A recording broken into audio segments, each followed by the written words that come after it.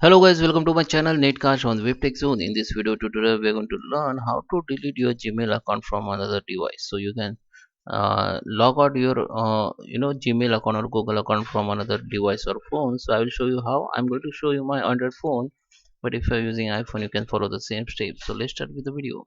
Before we start, I request you, if you like this video, hit the like button, subscribe my channel, and don't forget comments below. So let's start with the video.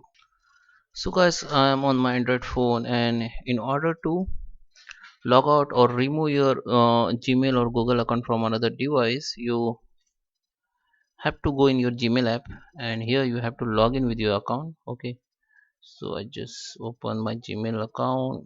This is my Gmail ID, and you have to log in your account in this device, which account you want to delete from another device.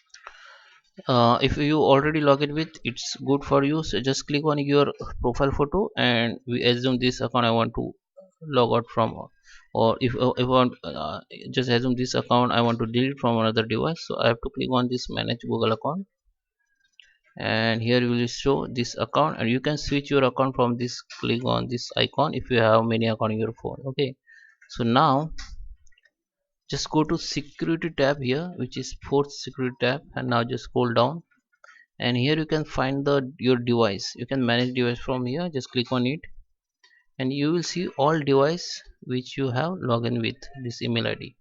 So if I want to delete my account from this device, I have to click on it, three dot, and you can click on don't recognize this device. Okay, so this is previous window.